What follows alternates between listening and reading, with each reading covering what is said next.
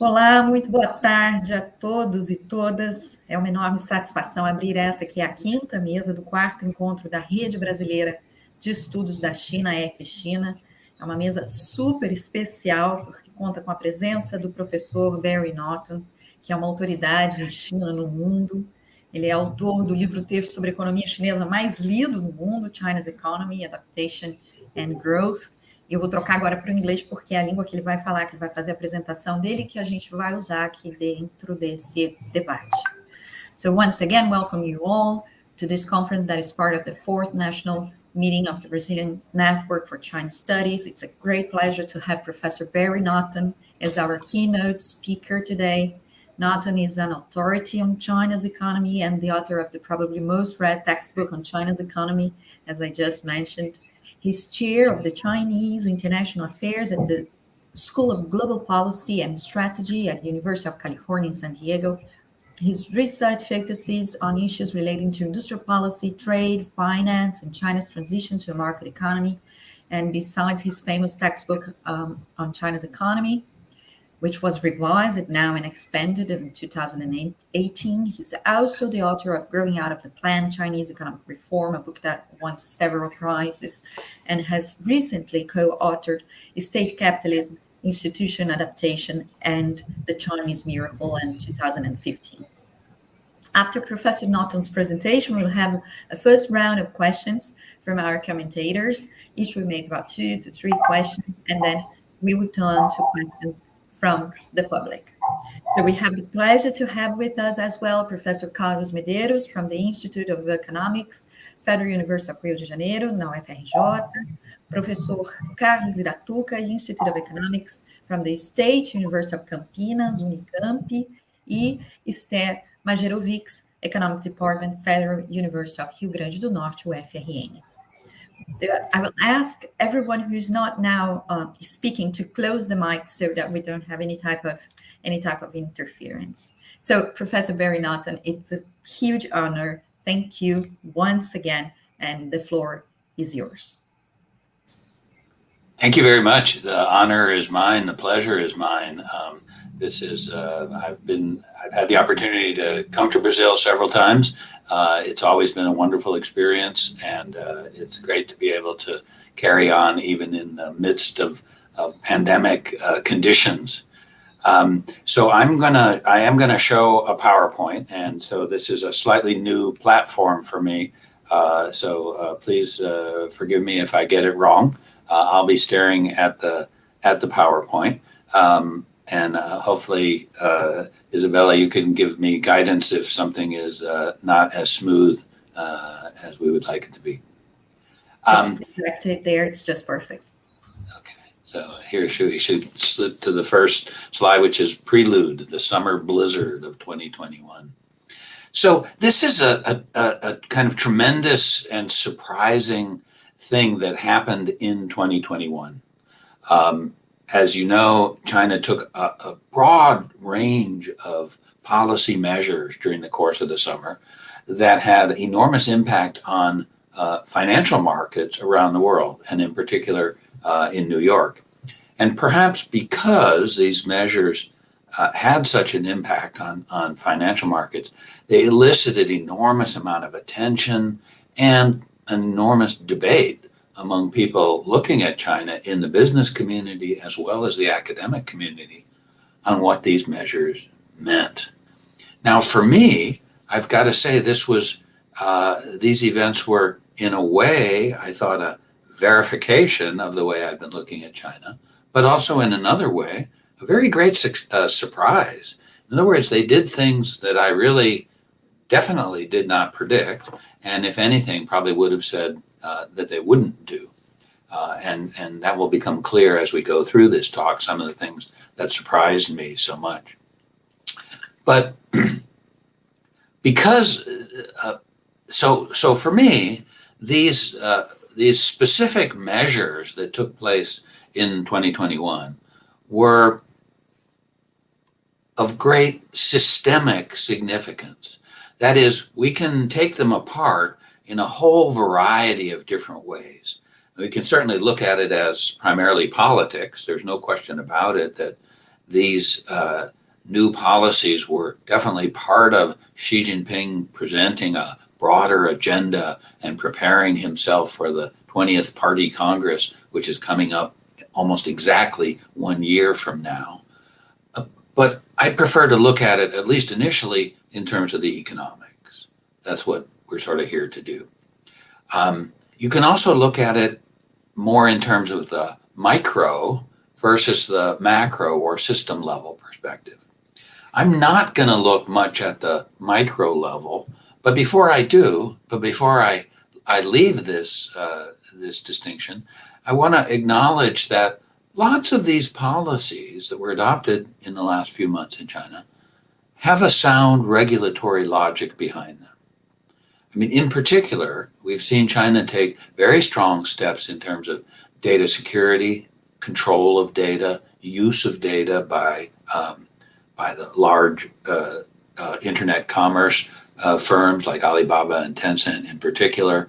And of course, these are steps that are definitely on the agenda for all of our societies. Nobody has quite figured out what the appropriate mix of regulation and freedom is for these very, very powerful, very, very profitable, and very data-intensive businesses.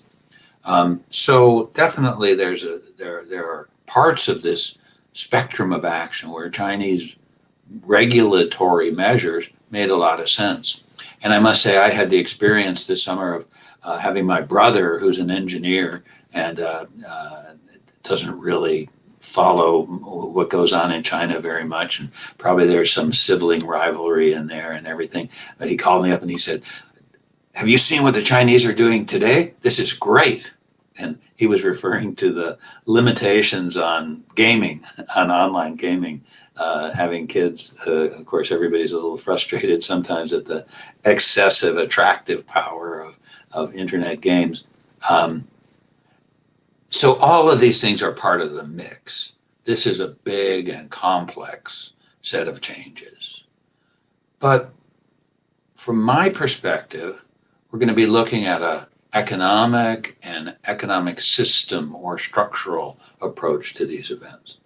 To call them regulatory actions is okay, but if we only think of them as regulatory actions, that creates the impression that these are short-term tweaks that might cause some disruption short-term, but are moving the system to a slightly more a better anticipated and better functioning equilibrium. And I'm going to argue in this short talk that that's not the case. That when we look at the economic and structural effects of these changes, they're actually something much bigger. And the basic reason for this argument is that there are two fundamental changes that have occurred in the last 6 months. The first is this dramatic proliferation of policy objectives. What I'll argue today is up until 2021, it made perfect sense to say that the Chinese government intervened directly in the economy, but overwhelmingly for the purpose of steering China towards a high-tech future. In other words, overwhelmingly in order to stimulate so-called new growth drivers that would push China to the forefront of global technology and push Chinese industry toward the forefront of global industrial competition. Now, all of a sudden, Chinese policymakers have put on the table a whole range of different policies. And I think maybe the most surprising are the policies that I think most of the world became most familiar with when suddenly China abolished private tutoring firms. And they did so ultimately because they're concerned that the environment for child rearing, particularly in the cities, has become so stressful and so competitive that families look on having children as being an extremely expensive undertaking, which it is, and also look on childhood as a period where children are already under pressure to start outperforming their competitors to work hard and to get ahead on a ladder of competition that extends sometimes from preschool to elementary school to high school to college and after. And so quite suddenly, because of a concern about falling birth rates, the Chinese government now has an official policy to, shall we say, de-stress the childhood experience, reduce the burden on families, and therefore indirectly encourage an increase in the birth rate. Boy, if that was the only thing that happened, that would already be a remarkable change. But my point today is going to be that one new objective is actually one of a whole portfolio of new policy objectives that have suddenly been injected into the Chinese policy environment. And second, that as these objectives have proliferated, so have the government policy instruments that have been deployed also proliferated. Many new approaches are being adapted, and these approaches are often hasty, clumsy, and ill-conceived. And this is a very important difference because I had argued earlier, and this is the area where I think I have to acknowledge I was wrong and my expectations have been disconfirmed. I had argued that China was being very careful to carry out an industrial policy with predominantly market-conforming instruments. But instead, this proliferation of proliferation of policy objectives has caused a rather sudden grasping for a new set of instruments that might have an impact. And this process, I will argue, will change the structure of incentives in the Chinese economy in multiple ways, many of which are going to be negative. All right, so let's go back and set a good baseline for understanding what this means.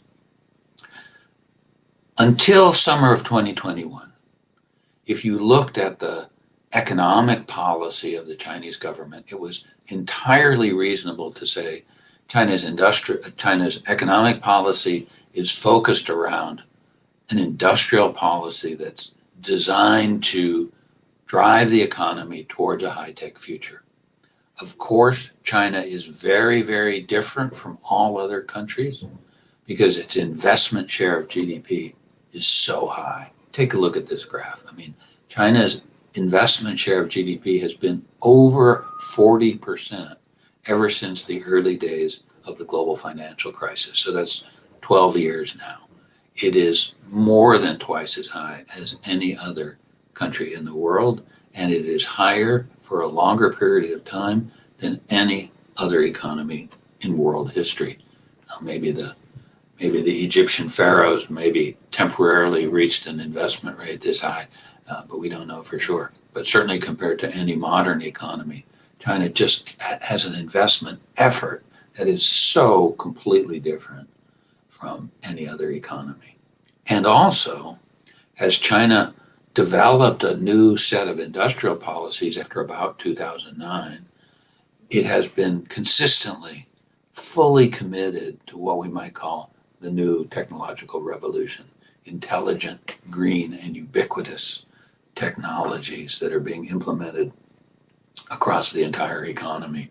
I'm not going to read all these quotes, but I think they give you a sense of the enormous priority which China put on, let's call it techno-industrial policy, because techno-industrial policy was both an economic policy and a strategic international policy. It was a response to the end of the structural conditions that allowed China to be a miracle growth economy, but it was also a response to a phase of intensified competition between China and the United States for global leadership. And, you know, look at that middle quote just for a second. It's not just that this statement, and this is from an official Chinese document, top level document that defines national policy. Not only do they say the basis of national strength is technological innovation capacity, so they take the whole strategic weight of China's ambitions in the world and just rest it directly upon technology. But they also specifically link it to China's history and say that this is an absolute issue of survival or defeat. So the priority given to high-tech industrial policy was very, very high. And in the last couple of years, it's actually intensified, right? Because when Donald Trump sort of initiated the trade war against China, and in particular when sanctions were imposed on a number of Chinese firms, but especially the Huawei Corporation, this obviously, from a Chinese perspective, took the tech issues and raised them to an even higher level. And so we start to see in 2020 an emphasis on self-reliance for the first time. I mean, the 14th Five-Year Plan says make scientific and technological self-reliance the strategic prop of national development. I mean, wow, that is just such a remarkable statement coming from China that has progressed so far, so fast on the basis of technological interdependence, and such a dramatic statement as well in a world in which it sure seems to me that scientific and technological interdependence is a fundamental trend that is shaping not only our knowledge base, but our production base. So this is a really dramatic set of changes. And remember, we're still laying the scene here. We're not talking about what we saw in the summer of 2021. We're talking here about ways in which high-tech industrial policy have altered and become even more deeply embedded in the policy network. And of course, a lot of this reflects the debate about supply chains, which is going on all over the world, partly in response to COVID, partly in response to technological competition. Countries all over the world are thinking about ways to make their own supply chains somewhat more contained in domestic borders, but certainly more resilient, more robust, less subject to disruption or manipulation by other countries. China's thinking exactly the same thing, but China being China, it has acted more forcefully, invested more money, done more in order to respond to what it sees as a threat. And we see this, let's call it an intensification of industrial policy, also in the 14th Five-Year Plan, which came out at the end of 2020 and the beginning of 2021. And so we see within this a determination to support not just opportunistic industries, electric vehicles and things like that, strategic emerging industries in which China might emerge as a world-leading power, but also interventions to shore up weak sectors, to start to create things where China doesn't have a comparative advantage. In other words, to really push the economy in structural ways to give it greater insulation from world economic forces and from American policies, right? So, even a year ago, we would be looking at this policy mix and saying, China's policy is dominated by a strong, almost obsessive emphasis on techno-industrial policy. And then 2021 happened, and everything suddenly seemed to change. Now, all these, I've tried to categorize things into a list of 6 new objectives. Of course, none of these are completely new, but in each one of these areas, we see a vastly increased emphasis during the course of 2021, all while high-tech industrial policy is still, sometimes in the background, but still the highest priority. All right, so what are these new policy objectives? One of the first ones that was very evident as far back as the fall of 2020 when the initial public offering of Ant Finance the financial services division of the big Alibaba internet firm, that initial public listing was stopped for essentially two reasons. One was a financial security issue, but the other was a data security issue. And since that time, we've seen data security being used as a fundamental objective that all of a sudden is front and center with respect to financial decisions, and in particular with respect to Chinese high-tech firms listing abroad, either in Hong Kong or in the United States, which has been very common up until 2021. So a concerted effort to establish data security. Second, a greatly increased effort to de-risk the financial system. Third, this is the one I mentioned already, to increase the birth rate by reducing the burden on families. And we see policy efforts for this third objective in terms of education, in terms of childcare, but also in terms of tracks in the educational system that set aside more places for people going through a vocational education, not going to college, a change that might in many ways make sense, but that is also being carried out in a rather abrupt and perhaps overly hasty form. Stabilizing housing prices, of course, a perennial objective of Chinese policymakers, but now given much more emphasis, even while with this very high investment rate, China is pushing ahead with programs to create sort of city clusters in place of the big mega cities that have dominated Chinese economic growth up to this time. So in other words, there's still lots and lots of investment going into urban infrastructure, urban housing and everything.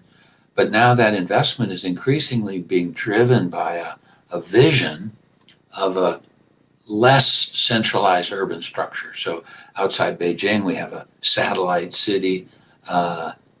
Around Shanghai, we have a whole circle of satellite cities under construction. Down south, Hong Kong, Shenzhen, Guangzhou, Macau are all being linked in a program called the Greater Bay Area. So resources are still pouring into urban areas. Number 5, Xi Jinping has increased and made more concrete his commitment to a long-term carbon neutrality. There's still lots of questions, and we all know that the Glasgow meetings were, I think, in most respects, a disappointment. But still, in terms of the Chinese policy mix, that commitment from the top to reduce carbon emissions is still pretty strong and looking for more and more ways in which it can be effectively implemented.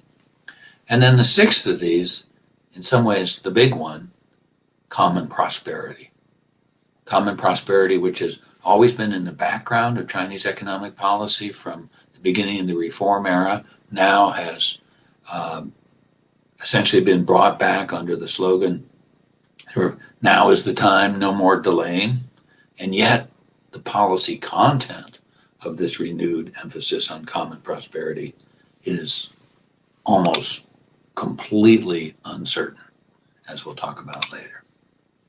So this is a huge set of changes, right? A political system that was focusing overwhelmingly on high-tech industrial policy, all of a sudden is declaring that it seeks to achieve a whole range, a much broader range of policy objectives. This is just a silly little graph trying to link in the red squares, which are very specific policy measures, with the new goals that are implied, which are put in blue ovals. I don't know if it works, but if it works for you, use it. If not, skip it. Now, this proliferation of objectives almost inevitably implies a proliferation of instruments. as you know, economists have a kind of standby rule of thumb, which is that you need one instrument to achieve each policy objective. And so inevitably, there's going to be, with the proliferation of policy objectives, there's going to be more pressure on the instruments that you have available to carry out policy goals. But something else is going on here too. And again, we need to look back on some of the background, which is that high-tech industrial policy, for all of its enormous priority in China, and despite the fact that certainly government was funding some unsuccessful and wasteful program, nonetheless, arguably high-tech industrial policy did not impose very great costs on the economy, because the government was very, very careful to package its industrial policies in ways that were consistent with the reasonably efficient functioning of a market economy.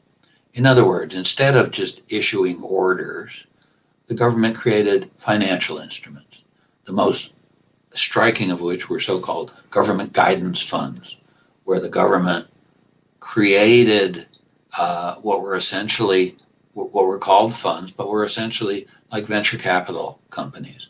That is, they had an investing partner, a managing partner, and diverse funding sources and clear incentives for the managing partner to make the right kind of incentives. Lots of things were structured as tax breaks, depreciation breaks, subsidized land and utility charges. So, in other words, all these instruments, sure, they caused some distortions in the economic system, but they weren't enormous. Second, it was quite clear that private firms, and especially Huawei, Alibaba, and Tencent, were part of the broad industrial policy effort. They were full members, you might say, of the national team. And it was all pretty straightforward. Any company could see what the government wanted, and they could see that if they wanted to, they could sort of join up, curry favor with the government by emphasizing their new technologies and their effort in high tech, and otherwise not. If they didn't want to, then they didn't have to. So in a way, it made sense to think of China as something like a venture capital state. That is, you had a market economy and the government was pouring money into high tech, and 9 out of 10 of those investments would go bad, but the government was willing to accept that risk-return trade-off because it hoped that the 10th investment would succeed and grow into a national champion. And this just gives you a sense of one of these instruments, the government industrial guidance funds, which kind of took off in the mid-teens and reached well over $1 trillion by last year. So I thought this is a stable model because Chinese policymakers are working with a vision of a market economy shaped, guided by an interventionist state. The short-term costs weren't overwhelming, and whether or not it contributed to overall economic development, well, no political system is perfect in terms of bringing forward all the costs and assessing them rationally. This seemed to me to be a pretty stable model. But in 2021, things changed a lot. This concern with keeping instruments as market conforming as possible seemed to disappear almost overnight. And some of the instruments, which were really just simple prohibitions, almost seemed calculated to constrain the position of especially private businesses, right? So abolishing the private tutoring industry, or rather technically forcing private tutoring companies to convert to nonprofit organizations. All of the big internet businesses have been punished to one degree or another for monopolistic behavior, excessive control of data, lack of complete compliance with regulatory provisions. So they definitely seem to be out of favor, although for how long, nobody knows for sure. And a third one is, as part of the Common Prosperity Program, there's been an enormous emphasis on pressuring corporations and rich individuals to engage in charity. So a kind of informal taxation that hits private business. So from a situation in which private business was clearly an acceptable part of the high-tech push, since these are the companies that had lots of expertise, we've shifted to a situation where private businesses might suspect that they are in fact targets of persecution. That's a big change. The fit between instruments and policy objectives is still pretty weak. And in particular, it's very, very striking how little tax policy has been used. It hasn't been emphasized, it hasn't been used much, and the effort to do so has not been very much in evidence. And all of these problems are especially obvious in so-called common prosperity. China says, Xi Jinping says he's emphasizing common prosperity, but actually now that we've actually seen the speech, he says we have to be very careful about welfare dependency. We don't have the resources to currently establish the kind of uniform social security system that would be necessary. And tax reform, he said, takes a long time, and there are a lot of competing demands on tax policy. So we face a very, very peculiar situation that Xi Jinping has announced this program of common prosperity, but more or less said he's not going to use income tax, capital gains tax, inheritance tax to implement it. Maybe there'll be a property tax, but only after long-term piloting in a few regions. It's really an announcement that is not accompanied by strong, credible policy proposals. There's something going on here where there's a lack of fit between common prosperity objectives and the instruments that have been proposed. So how do we evaluate all this? Let me take about 5 more minutes and just say what I think is going on. The fundamental relationship between the different elements of this economic system, it seems to me, is changing. As I said, we're going from a kind of sort of a single objective economic policy to one with multiple objectives. But this reflects the fact that a system that was already an authoritarian system is drawing more and more power up to the top. So the people at the top of the system, and in particular Xi Jinping, are making policy determinations in a much broader set of areas. So we see in a few areas the clear intention of the top leader to implement parts of his own personal vision. I mean, I think the vision of a simplified and less competitive family life is clearly something that comes from Xi Jinping as an individual. So that means, wow, the nature of government steerage is changing in fundamental ways. Along with that, we also see a much greater willingness to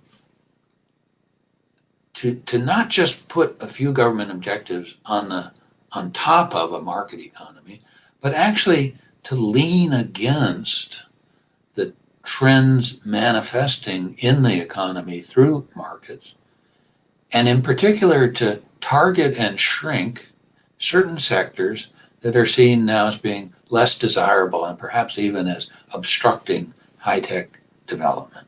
For instance, internet services, especially gaming, some luxury services, even housing is, yeah, it's supposed to be more affordable, but also, therefore, housing as a driver of the economy is less desired.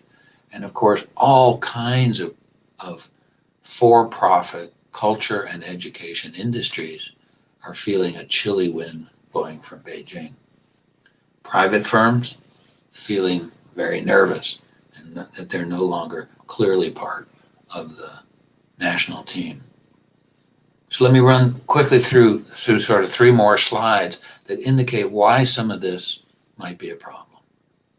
Number one, even within sectors, we now have competing objectives that have to be balanced out in certain ways where the policy is not clear.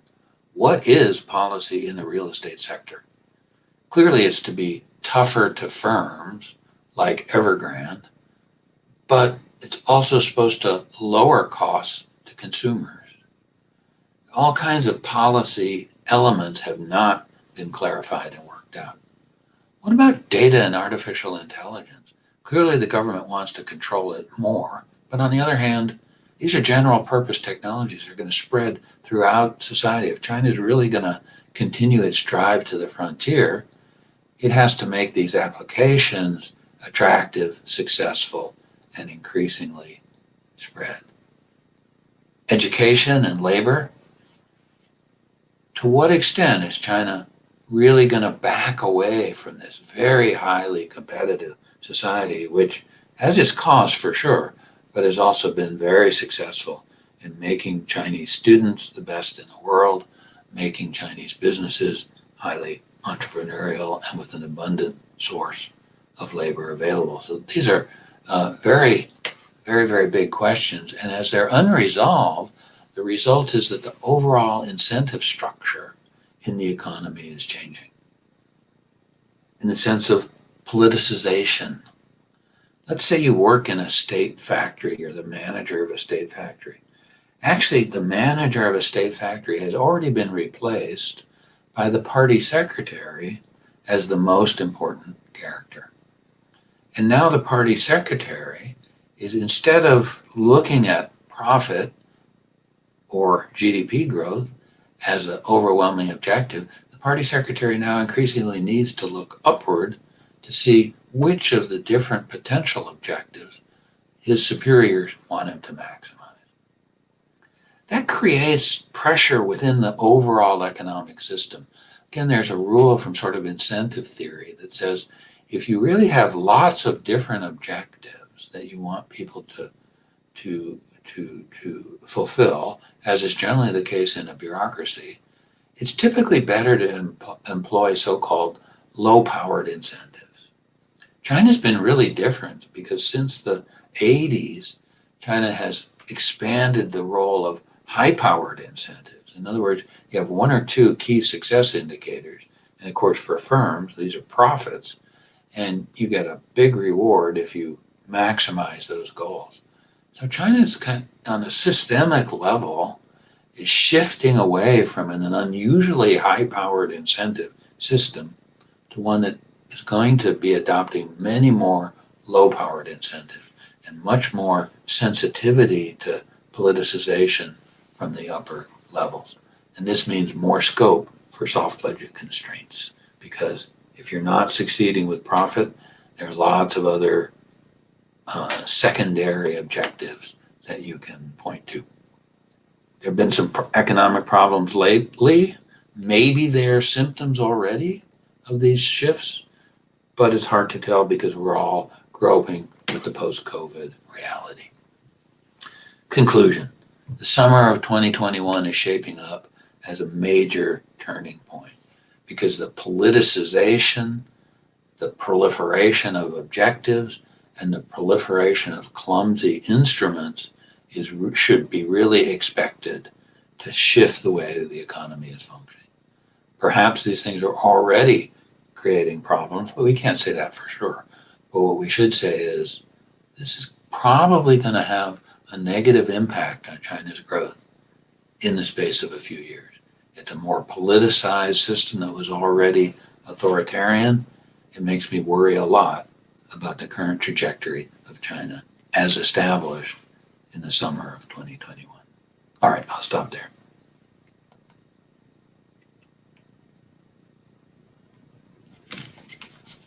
Maybe I should stop sharing.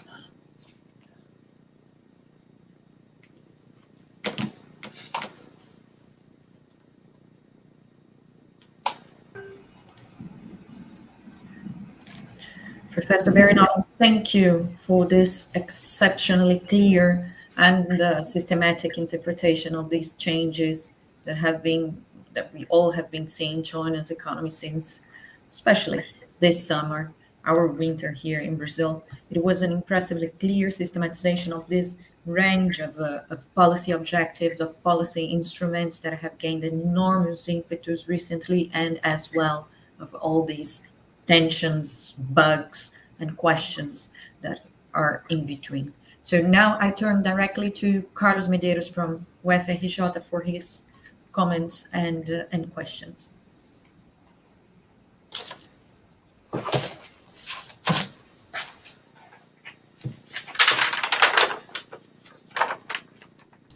You're muted.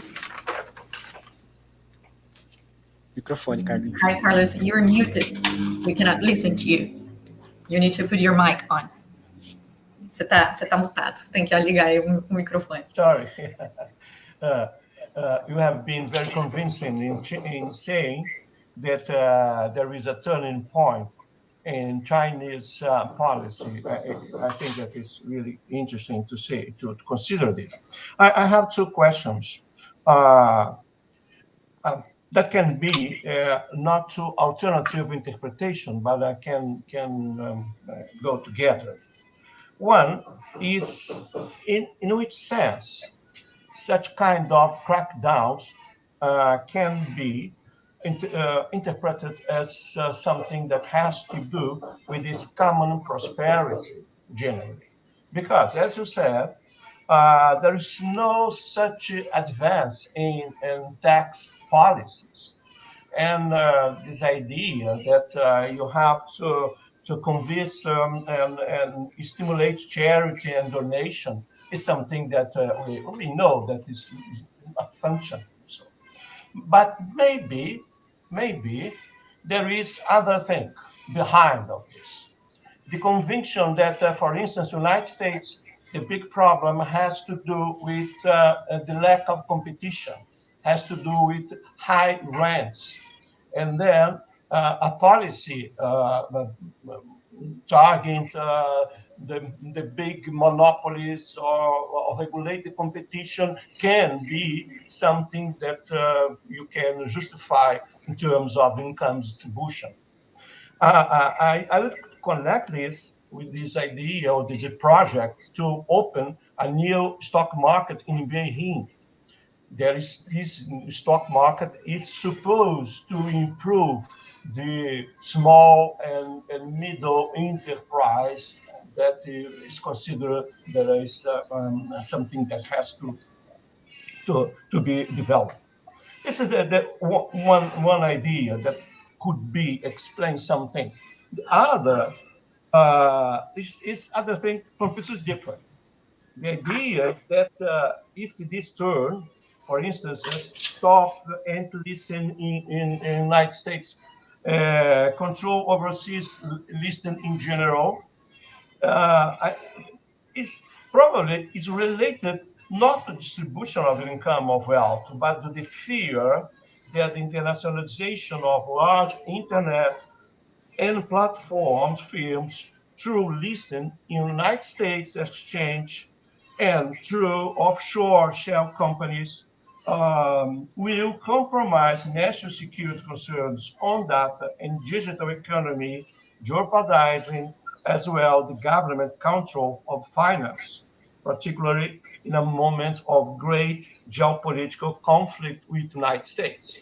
So maybe this kind of crackdown has to do with this geopolitical atmosphere in general. And so this is just cross the national preoccupation of the China, and then could be this. I don't know, but I'd like to explain a little bit this. Thank you very much. Sure. I mean, I think absolutely that must be right, right? I mean, in part because that's consistent with how they think. It's consistent with how China's rulers think. They think that even in the high tech industrial policy, the things we read on the screen, they're saying, developing high tech industry is not just a question of prosperity; it's national survival. I mean, my God, this in 2014. Why would national survival be dependent upon high tech industry? They must feel, threatened in a range of ways, and clearly, the crackdown on Alibaba in particular is related to a feeling that some combination. Maybe they don't even know exactly what it is they're afraid of, but it's some combination of loss of control over data, loss of control over the public discussion, public media, loss of control over supply chains. All of those things coming together certainly was part of pushing these set of issues up to a higher level of priority. I mean, I think you must be right. That must be a driver. And I think that kind of look at the driving force is also very consistent with sort of political explanation. I mean, what do we know is happening? We know that Xi Jinping in 1 year, has to go in front of a party congress and say, now the time has come to give me my third term. Even though we have a norm, it's not an absolute rule, but we have a norm of 2 terms. But I'm different because I'm a greater leader, but also because we're in a period of greater challenge, and therefore you need me to steer the ship of state through this difficult period. And I think the fact that this is happening just over a year before that party congress is, in a sense, perfectly predictable. Because what do we know about Chinese congresses? We know the Congress itself never decides anything. Right? Everything has been decided when people go into the Congress, or else they'd say, "Oh, it's terrible, we're not ready." Right? And so when do you start to decide this stuff? Well, approximately right now. So I certainly agree with you. The security emphasis combined with the national politics, combined with Xi Jinping's personal politics, must be sort of behind this in the fundamental sense. Okay. Sally, please, your turn. Okay. Isabella, thank you for the invitation, for the opportunity to discuss this very interesting lecture from Professor Barry Naughton.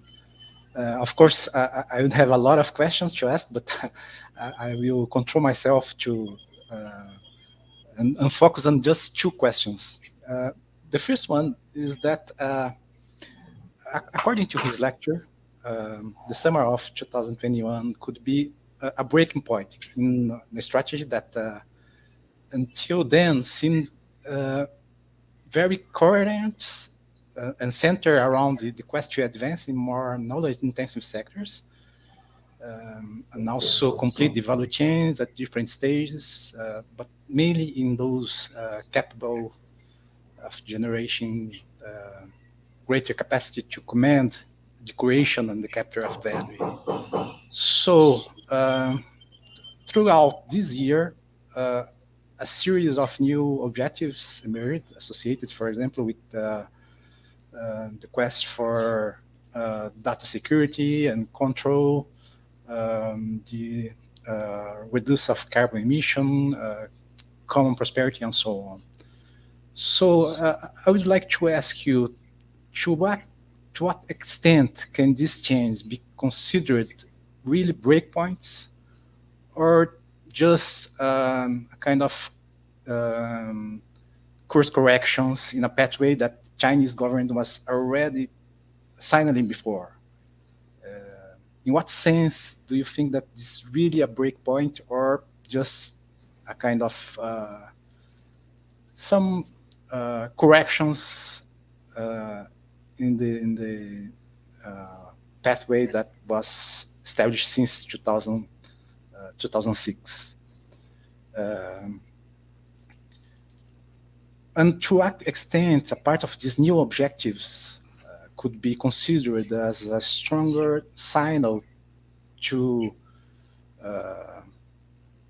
especially to elite of the business sector, in particular the Chinese technological giants, with, as you know, are in the center of the advancement strategy in various industry 4.0 segments such as IoT, 5G, AI, and cloud computing. So this is my first question. The second one concerns a very interesting aspect highlighted in your lecture. It is related to the instrument used to achieve some of the highlighted objectives, particularly the aim of promoting common prosperity.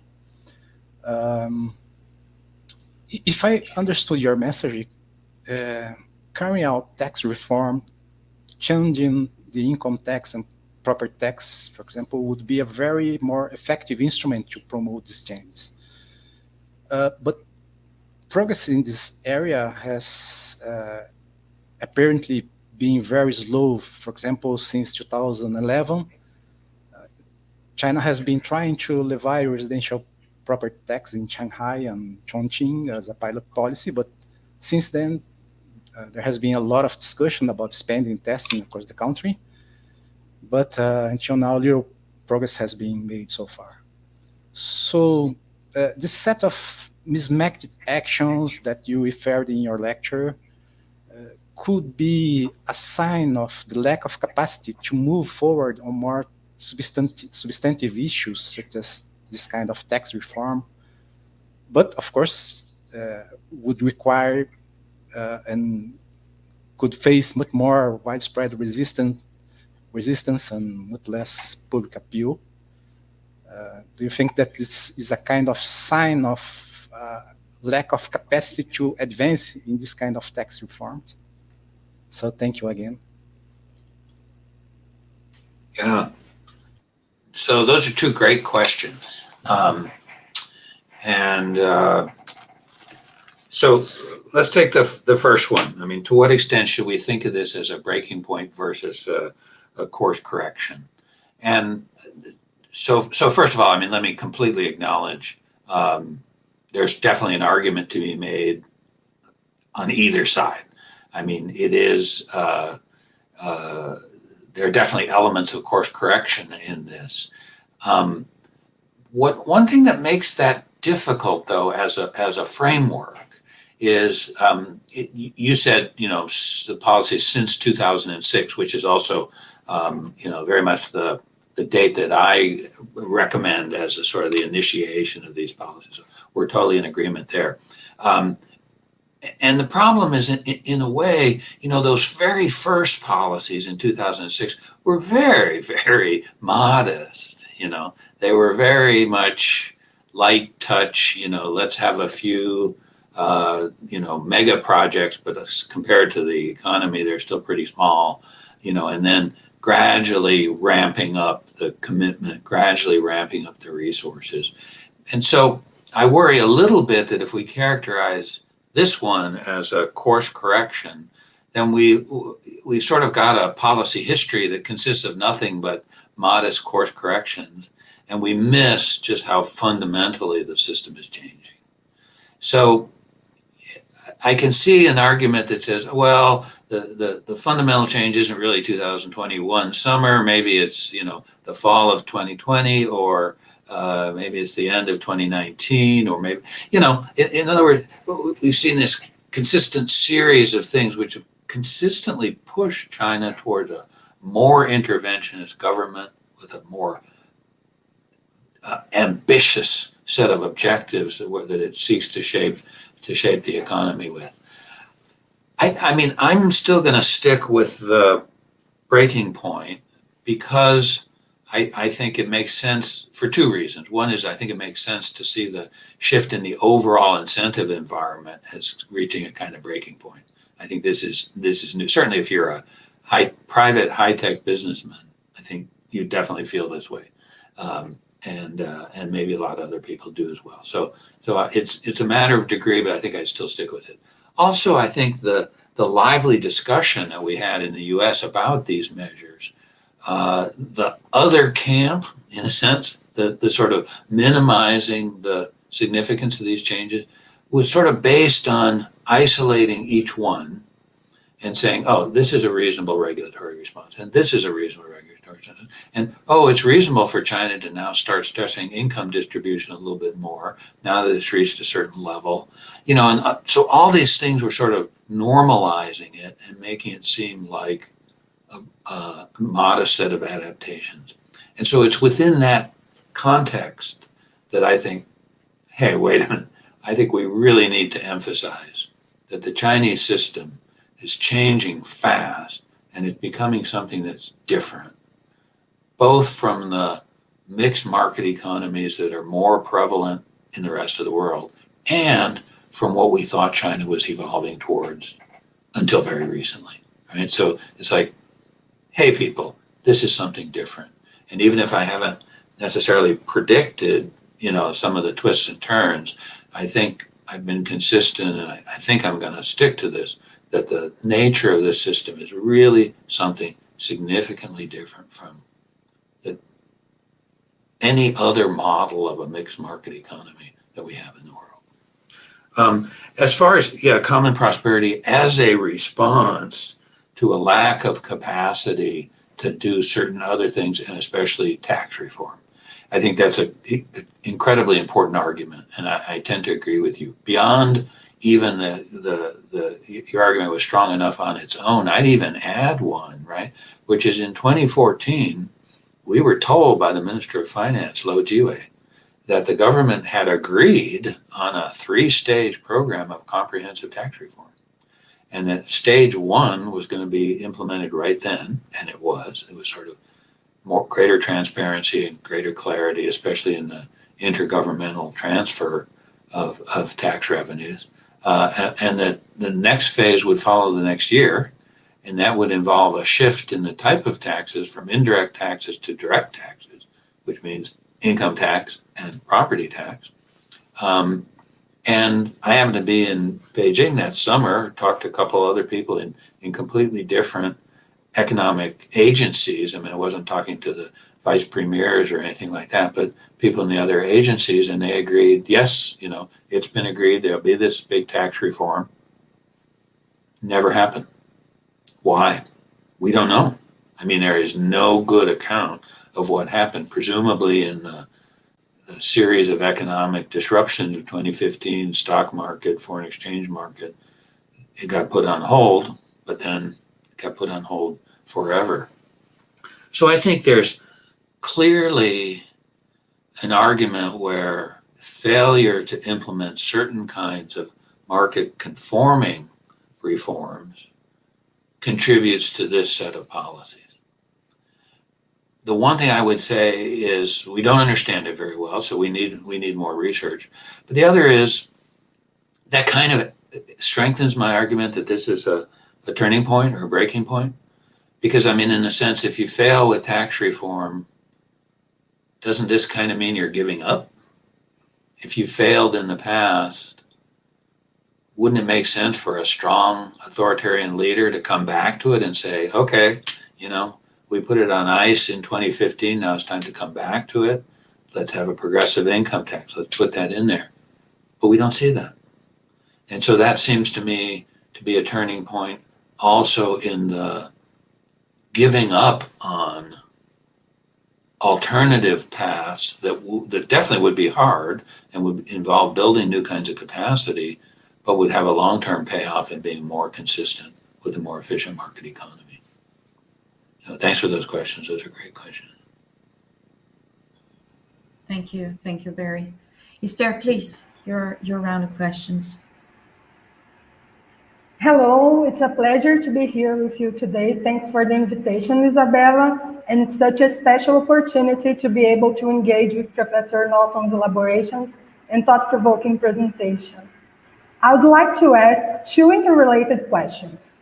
Inspired by your discussion and differentiation of intent and impact of policies, as well as the trade-off between objectives, I wonder about two declared objectives at the core of China's industrial policy to foster the high-tech sector, namely technological upgrade aiming at the frontier and self-sufficiency.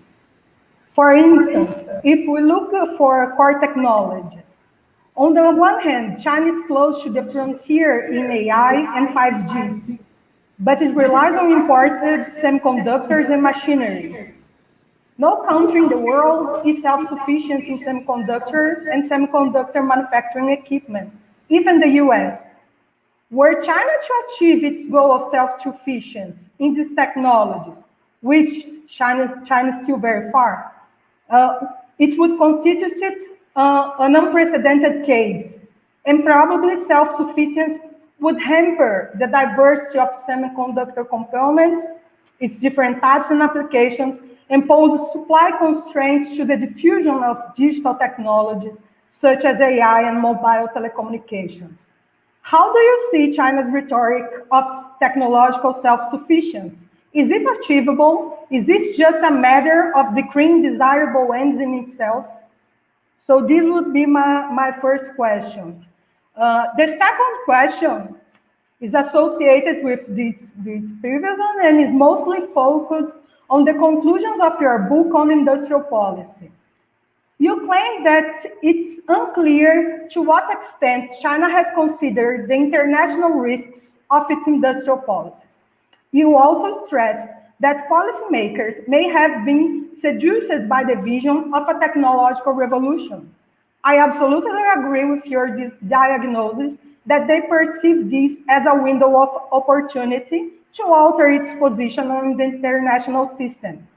However, a great catalyst for China's industrial policies, particularly in ICT, were the disclosures made by Snowden regarding the US international surveillance system, along with the Five Eyes.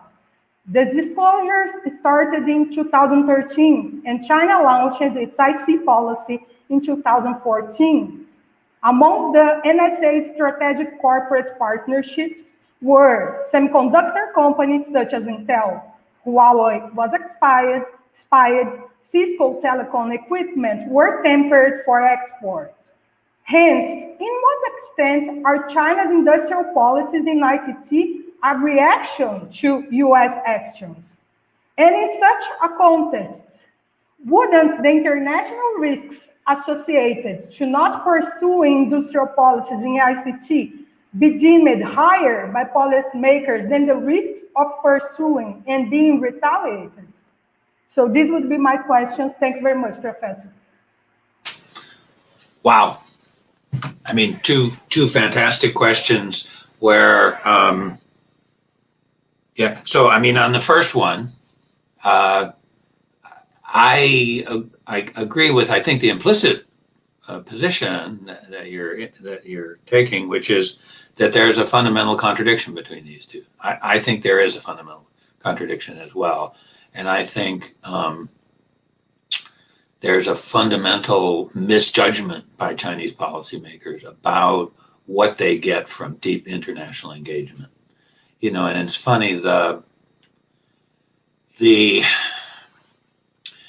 know, as you know, and it's sort of implied in your question as well, you know, 20 years ago, one of the reasons China's exports boomed was because China integrated so rapidly into global production networks at the sort of lowest skill, easiest entry part, you know, which we see today in even though it's changed a lot, in the assembly of iPhones, right? So the high-tech iPhone gets exported from China, but the value added in China is all, not all, but originally was all sort of low tech and low cost labor.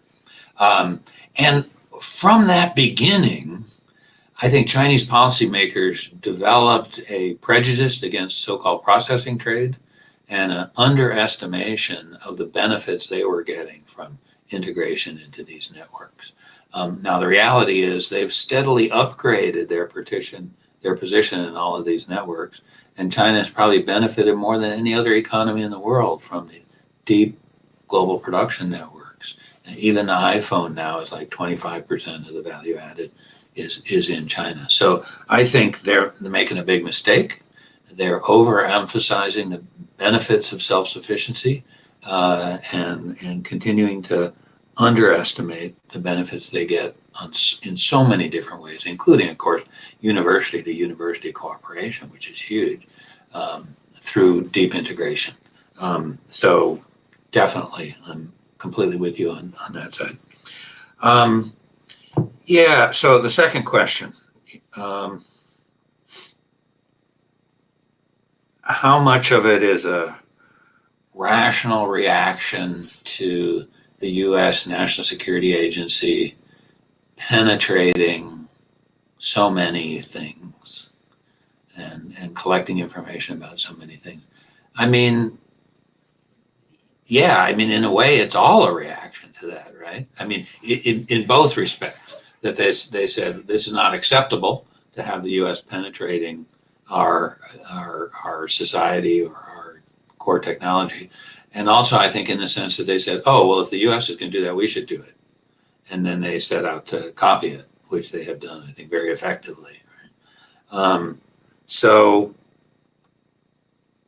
yeah, and given their sort of realist worldview where everything is sort of underpinned by struggle, you know, I guess the one thing as sort of a soft-headed academic liberal, the one thing I would say is, well, gee, it's too bad they didn't react in a more measured way that would have said, okay, yeah, this is abuse on the part of the Americans. It's a terrible thing. Now let's take steps to protect ourselves, but these can be relatively modest steps. I think they're pretty well protected by now. So why is it, you know, going forward at an accelerating pace? Well, of course, part of it's a security dilemma, but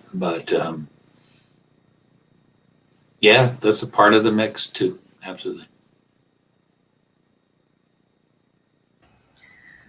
I'll use my power here as a mediator to bring up two short questions, and then we still have time to make a fast round again of questions. So Carlos, Celio, and Esther, if you want to formulate short questions after that, we can still make a fast round before opening to general questions from the public.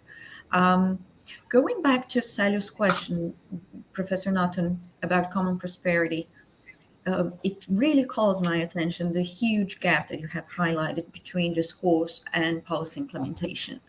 It seems that all the effort in terms of common prosperity is emphasized in moral values or moral discourse, like anti-corruption policies or fighting either rhetorically or with certain, let's say, very bombastic programs against super rich. So we have something that is pretty much with a high popular appeal, which seems highly politicized. In that sense, I totally agree with the core of your argument. It's highly politicized, but I don't really see any type of structural change besides fiscal policy that Celio and you have emphasized. We also don't see structural changes, for instance, in health system or even in the educational system. All the policies that we have seen, like abolishing tutoring, I really don't see how that in the medium and the long term really fights educational differences and gaps, because I don't know, upper middle class families, they'll find a way to have some type of other sources of I don't know, private tutoring that is not related to whatever, but they will find their way. It's not really, at least I don't see policies that are structurally fighting inequality or bringing up something that is related to what we call in the West a welfare state, or what the Chinese are calling as a common prosperity. So I would like to hear more about your view on that, besides the fiscal side that really we don't see policies advancing on that, but also on structural changes, either in the welfare system or in labor policy or in policies that would have structural impact in income distribution, either personal or functional income, functional distribution.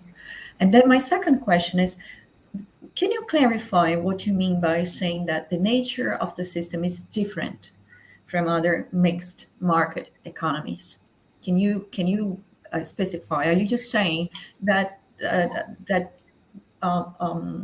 this is not capitalism, but at the same time, if we are, it seems that it's also hard to argue that we have a socialist system with such weakening points in terms of welfare implementations or fiscal side implementations and so forth. So when you talk about it, a system that is structurally or qualitatively different from other mixed market economies, what do you mean in terms of modes of production? Thank you. Modes of production. Yikes. It's a difficult term for most of us economists to deal with. So let me address the first question first.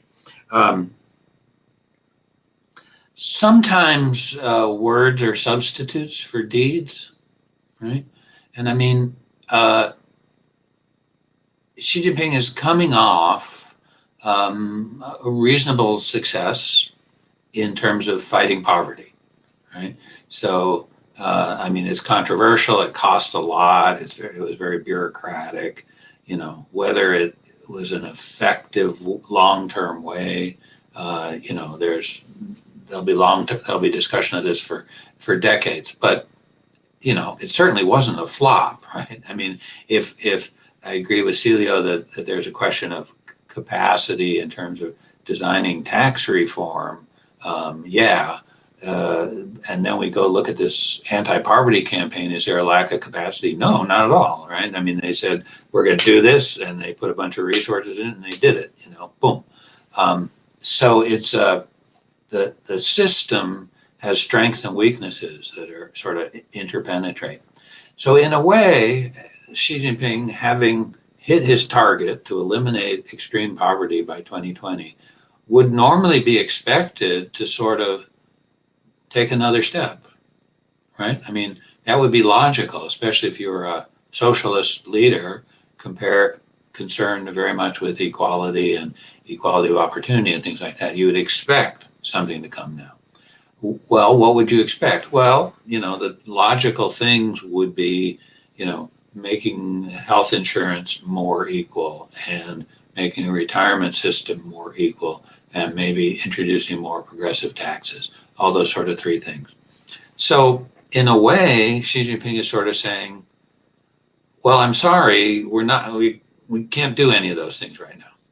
But instead, I'm going to talk a lot about common prosperity, and we're going to make rich people pay. And I'm reaffirming the principle, and I hope you either won't notice that we're not actually doing anything about it, or that you will accept this as a substitute. And, you know, it's easy to be cynical about that, but to be honest, it's something we see in our systems all the time, right? I mean, we see politicians substituting, you know, vague promises for actual things that really matter. So it's not necessarily any worse, but I just think as objective outside observers, we should note this is what's happening. He's talking a good game and not really providing the things that would be needed to reach those objectives. I wish I had a better answer for you about the nature of the system.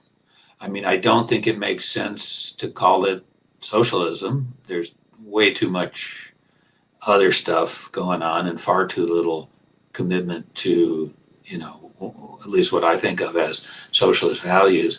It seems to me it doesn't make sense to call it capitalism anymore, if it ever did, because it's because the intervention of government on virtually any policy area is now, you know, pretty much complete. So it's something different. I wish I had a better answer to exactly why I think it's different, but I guess the main thing is just to believe that at every level, the information and incentives that are available are different enough from what we traditionally think of as socialism and different enough from capitalism that this is a new kind of beast. And I promise to do my best to put a clearer marker on what exactly those differences are. Thank you. We have two questions from the audience. If I may just invert the order I had promised before, just pose them quickly. One is from Giorgio. Thank you for your presentation. One of the questions is actually something that Carlos Medeiros has posed. To what extent can it be seen China's reaction to US and European pressure? And then the second question is, what would be the impact of these changes on Chinese outward FDI? Okay. And the second question from Thales Henrique, it's a bit broader question. Professor Norton, do you think China currently provides an alternative scripting to world politics and economy? Wow, great questions. Yeah. First one, I mean, there's no question, right, that China is reacting to pressure from the United States. And there's no question that the United States is reacting to pressure from China. I think both sides, first round, we can say that their reactions are reasonable. The question is, now we've got both sides taking actions and counteractions, and they don't see, neither side seems capable of saying, hey, I'm willing to make a concession if you are, let's see if we can de-escalate this. From the American perspective, and I mean, I've spent my whole life studying China, but I'm still American, I still see things more from the standpoint of the United States than I do from China, even though that's my concentration. From an American side, one thing that's very, very clear is, Joseph Biden got elected president, surprising the Chinese who expected Trump to be reelected. There were reasons to think that Biden might be softer on China and reasons to think he wouldn't be. And yet in this period, China did nothing to signal a willingness to moderate the situation. That's strange to me. That's very strange. Why does China feel it has to be so tough? It can't find a single area where it could signal a willingness to be, more gentle. So in other words, I guess my point in saying all this as a response to the question from the floor is, yes, for sure, there are definitely completely rational elements on both sides that are security focused, need to respond to challenges. But on both sides, but in my view as an American, especially on the Chinese side, there's a kind of sense of being all in on this new Cold War and utterly unwilling to say, hey, maybe we've gone too far, maybe we can take a step back. That I think is not rational. It can really only be traced to the Communist Party and its long tradition of kind of paranoid opposition to a threatening world. The second question was, remind me exactly what it was again, because it was very, very well phrased, I thought. The second question, Isabella, that you read me. Let me find it here just a second. From Thales, he asks, do you think China currently provides an alternative scripting to the world politics and economy? Yeah, right. So that's a great question. I mean, I think on one level, certainly, yes, of course. I mean, we have been at such extremes, where, I mean, I'll just talk about the U.S. because I know it better, and I don't want to make ill-informed statements about Brazil or other countries. But, for the U.S., we've been at such an extreme position, believing that any government intervention in markets will be bad, and even while there are hundreds of them. And so that has just completely, along with our political dysfunctions, completely interfered with our ability to say, well, what are the appropriate policies that would allow us to adopt these new technologies more quickly, including green technologies. I mean, part of it's investment, but part of it is also regulatory changes, all those things. So China has tens of and scores of lessons because it's way over on the other extreme. It's done lots of things that are super interesting, and we should be studying China to get lessons. if you ask me whether China's system, this sort of newly emerging different system, whether I think that's a model for anybody, I'd have to say no. And I'd say no, not because it's so terrible, but because it's a system that's built on the, overwhelming dominant power of the Communist Party. It has its own set of institutions that work, most of the time. I mean, they have downsides, but they also work, but they're completely different from any other society. And I think we see it in the discussion with Celio about, this is a system that in some ways is super capable and super strong, and in other ways lacks capacity.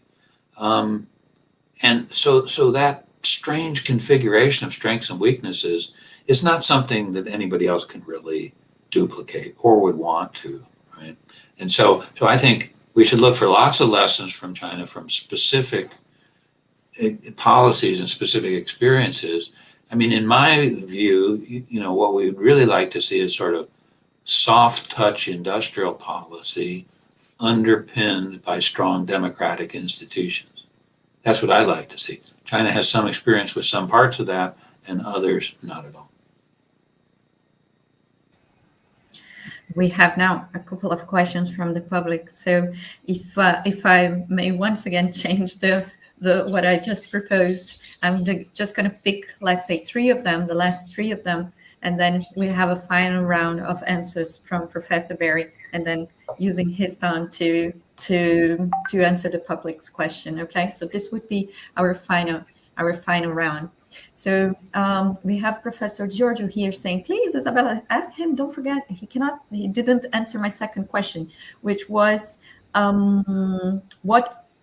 what would be the impact of the current changes on Chinese outward FDI? So that's a question. Then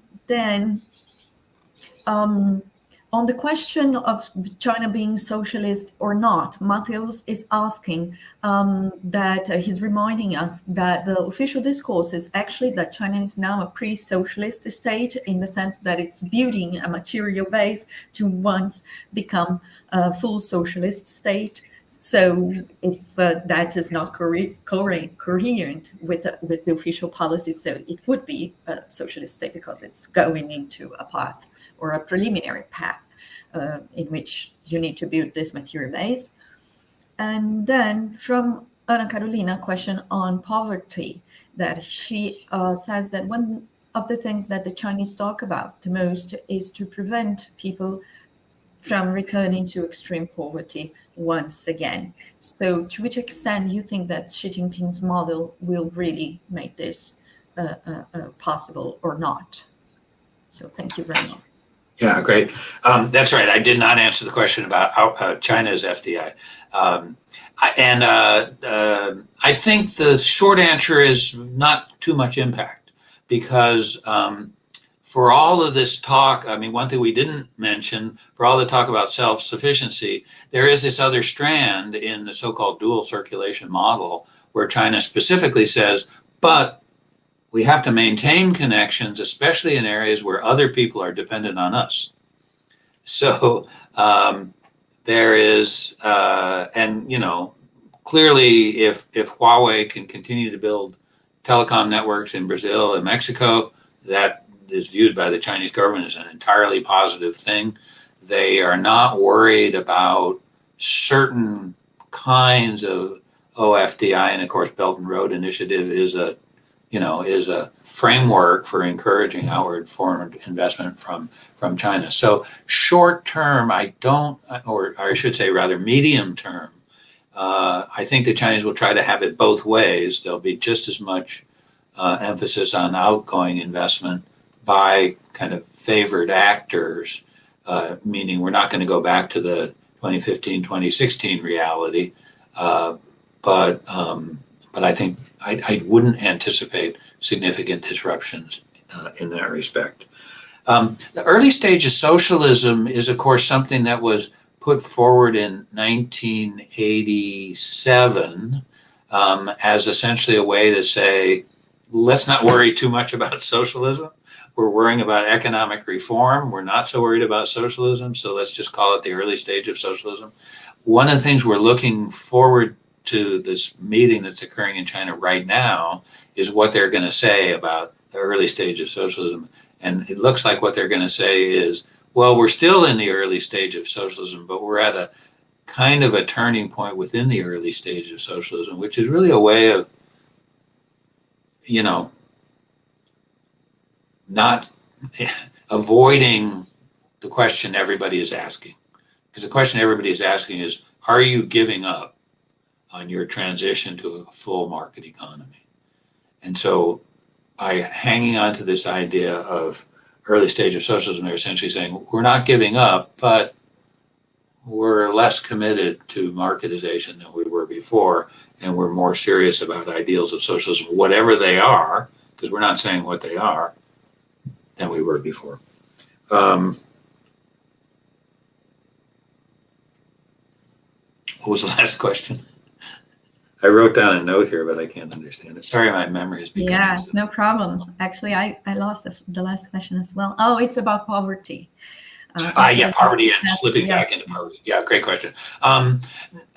No, this is sort of what we expected. In other words, the program to bring people out of poverty was so costly and involved so much bureaucratic activity that naturally, once the goal is hit, you start, you ease up a little and people start sliding back in poverty because you haven't solved the fundamental underlying problem. But I want to say that's a flaw, but it doesn't obviate the achievements. It's a inevitable part of the approach that was taken.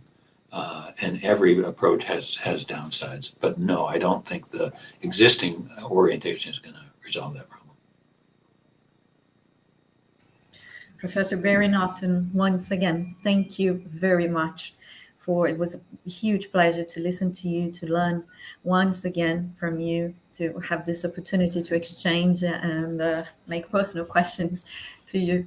Thank you. Thank you once again for being our keynote speaker here at our National Network of Brazilian Studies. Thank you very much. Thank you very much. And thanks for those tremendous questions. I mean, I feel like each of those questions, deserved an hour of discussion among us, and I regret we had to kind of rush through them, but very much appreciate your hospitality. Thank you. Thank you. Thank you. Obrigada também, Carlos, Esther, Célio, pela presença, pelas perguntas. E eu quero lembrar que agora, às 5 horas, começa a próxima mesa da RB China sobre cooperação em saúde, tá bom? Muito obrigada mais uma vez pela presença de todo mundo que acompanhou a gente. Thank you all for being here with us this evening, and hope to see you guys again next time in person, all together, either in Rio or elsewhere. Thank you.